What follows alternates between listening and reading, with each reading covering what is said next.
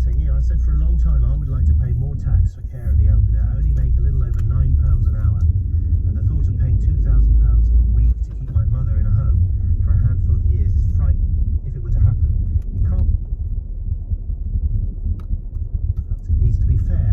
How about an insurance bill? Unpopular it would no doubt be, but what we have now is absolutely unaffordable. Let's speak to Julie, who's a new caller in Southwark. Thank you for calling, Julie. What's major?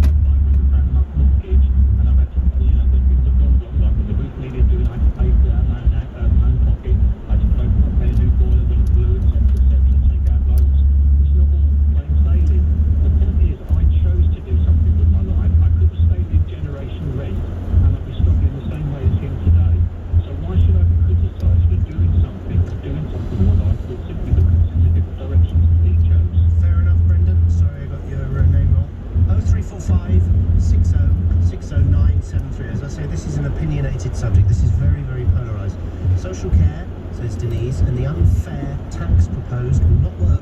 It is costing some county councils more than £1.2 million per day, and they are failing. They already raised an extra tax for this. If you can afford it, it's £2,000 plus per week. If you are not careful and did not plan, it's free and we pay. It's not right. So far, we've just heard from people who are struggling. Anyone think this is a good idea and they'd be quite happy to do it? Love to hear from you. 0345 6060 973. It's 6:30. Tim Humphrey has the news. Public Health England says coronavirus infections across the UK have reached unprecedented levels, and it's of extreme concern.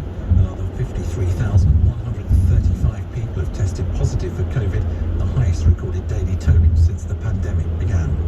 Ministers are meeting to decide if there should be any changes to England's tiered system of COVID restrictions. The government says it's still planning to go ahead with a phased reopening of schools in England next week. As MPs prepare to vote on the government's Brexit bill, Boris Johnson's been given a boost by some of his own backbenchers. The ERG group of Leave supporters has decided the deal does protect UK sovereignty and will support it. The weather, wintry showers in the north and west tonight, with snow further north in England. Southern Scotland and Northern Ireland becoming mainly dry, a low of -3. LBC into 2021. I'm Ian Dale, and thank you for joining me on LBC for the last year. Denise is in Enfield. Hi, Denise. I think the question that you posed, which is about the social distancing of the BANE protesters, was posed to create a particular response. A lot of people have come onto the streets because we're very concerned because we're facing coronavirus plus racism. Not only were the demonstrators not practicing social distancing, there was a street party in Brent. Hundreds of people clearly not practicing social distancing. Now, I don't care whether they're black or white. That is wrong. I'll be back in the new year taking your calls for 2021. Ian Dale on LBC. If you run a business, it's time to get ready. The Brexit transition period ends on the 31st of December, and business rules with the EU will change. If you're in the aerospace industry, you need to check the new rules. You may need to make customs declarations and meet new certification requirements to trade manufactured goods. You can find all the information you need on the government's website. Start now, get prepared, keep your business moving. Go to gov.uk/transition.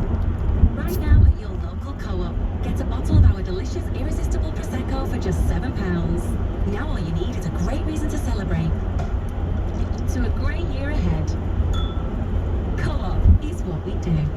Subject to availability, see participating stores for details. Offer ends 1st of January 2021. Please drink responsibly. Let Filippo Berio olive oil. Our master blenders never stop until they find the perfect flavor worthy of our founder signature that you will still see in every bottle. Filippo Berio. His signature, our promise. Find us at your supermarket today. COVID-19 remains highly contagious, and even people without symptoms can spread it. So we need to keep using hand sanitizer in shops, keep wearing our face coverings on the bus, keep making space at the school gates. And now we're indoors more, we should let fresh air in to help blow COVID-19 particles away. Let's keep doing all we can to protect each other and help stop the spread. Remember, hands, face, space, and let fresh air in. Dine in this new year for just £15 for two of you. Enjoy a main, side and wine, plus a starter or dessert. Our best ever chicken Kiev, delicious Conte Poulet Prosecco, and maybe a gastropub melt in the middle pudding. This is not just food, this is M&S food. All your M&S food departments are open. Over 18s only, selected stores only, decency supply. Right. Where'd you get your biscuits then? Oh, they're just there. In the cupboard with the big ugly scratch down the front. And the wonky handle under the one with the missing door. Kitchen causing you a little house embarrassment? At Wickes, we'll create your dream kitchen from design to show-off ready. And now there's up to 50% off showroom kitchen units. Cure your house embarrassment with Wickes. For more information and to book your free design appointment, visit wickes.co.uk. This year, I want to do less and more. Smoking weakens our lungs, making it harder to breathe and leaving us more vulnerable to infections. January is the perfect time to quit. And quitting helps you feel better, save money, and breathe easier. For free NHS support to quit smoking and to download the app, search Smoke Free. Better health. Let's do this. 2020's nearly over. Now that's something to celebrate. Here's something else to celebrate. At Morrison's, selected packs of beer and cider are $9.99 each, like Carling, Strongbow, Budweiser, and many more. Morrison's, making New Year's special. Majority of stores and online, subject to availability, excludes Wales and Scotland. Beer, 12 to 20 packs. Ends 3rd of January. Please drink responsibly. This is LBC with Ian Payne. Huge debate starting now on what is the German pension rate. I can tell you I can't tell you exactly. I can just say for most people in Germany, the pension scheme contribution is 18.6. I'll try and work it out. It's never simple, is it? We are talking about social care. We're talking about this massive amount of money that needs to be raised to properly look after the elderly in this country. How do we do it? We haven't got the right way yet. Jeremy Hunt is suggesting that we should follow the example of Germany. We should follow the example of Japan, where anyone over the age of 40 pays a little bit more tax, and that money is used to fund the social care programme. Good idea? Or pants? 0345 6060 973. 24 minutes to 7 o'clock. Parliament is being recalled tomorrow to rubber stamp the Brexit trade deal. In the morning, the Commons will debate it. It'll then go to the Lords. Finally, tomorrow evening, back to the Commons, where we think, imagine if it's not, it should be passed. And as always with Brexit, there is the possibility that there might be some surprises. Really, John Stevens is the Deputy Political Editor of the Daily Mail. Thanks for joining us, John. You're not expecting any surprises, are you? I wouldn't have thought so. I mean, I can't count how many times that I've been in the Commons over the last few years, kind of desperately trying to work out the numbers and how it's going to be. But tomorrow it looks like this will just sail through both the Commons and the Lords. I mean, both Tories and Labour said they're going to support it, and even the Eurosceptics, who many times refuse to support Theresa May's withdrawal agreement, have said they're going to vote for it. Okay. Let's talk about Labour's stance. They've used the word thin to describe it. Not a deal that Labour would have cut up with, but the whip is you must vote for it. There's a little bit of dissension in the ranks, isn't there? There's a tiny bit. I mean, there has been a bit of a backlash from some backbenchers saying that they just really don't want to have their names anywhere near this. But it doesn't look like there's going to be any shadow cabinet ministers resigning. I mean, some of the possible people you would think about would be someone like Emily Thornberry, who of course famously wore that necklace made of European gold stars at her second referendum rally. But she said she's going to follow the whip.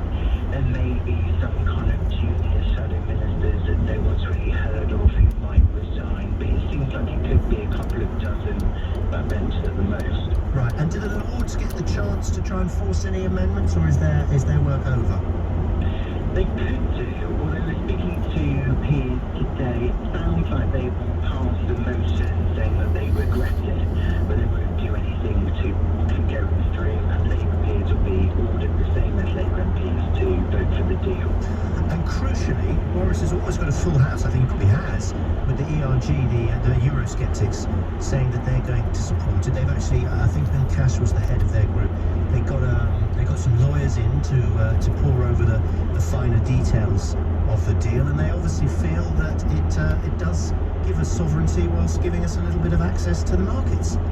Yeah, it could be the first time in a long time that all Tory MPs have voted exactly the same way on the issue of Europe. So even those who are the most anti-Eurosceptic are saying that they will be voting for it, and as you say, this Star Chamber of Lawyers have looked at the agreement, the 1,246 pages today, and they've said that as far as they're concerned, it does deliver on bringing back our sovereignty. Brilliant. So if it's rejected, we'll get you on again. Thanks for talking to us, John Stevens, Deputy Political Editor of the Daily. There's no way that it'll, not now. Not now, Martha. 0345 6060 973 is the number to ring if you'd like to talk about a very polarised issue, social care, and how do we fund it, or should we fund it? How do we look after the elderly in our particular, in our circumstances? I've started a right old debate about what the state pensions are. We'll try and sort something out, but if I don't get there, forgive me. Kirsty, another new caller in Thurrock. Hello, Kirsty. What's made you call? Delighted you have. Oh, thank you. Hi, Ian. Hi. Yeah, basically, my mum was put into care 3 years ago in November. Unfortunately, she suffers with vascular dementia and Alzheimer's. I lost my dad in 2013 from cancer, and it's been rough, but the two biggest distinctions, and to my knowledge, you correct me if I'm wrong, please, is that the two biggest killers of people in this country at the moment are dementia and cancer. And when my dad died, and gave the diagnosis of terminal cancer, they offered all types of care and packages and things like that. When my mum was diagnosed with the dementia, the next question was, can I see your bank statement? And It's like being in America. yeah, and I've often said, and don't get me wrong, I know it's a terrible thing to say, I wish she was dying of cancer, because at least her care would be covered.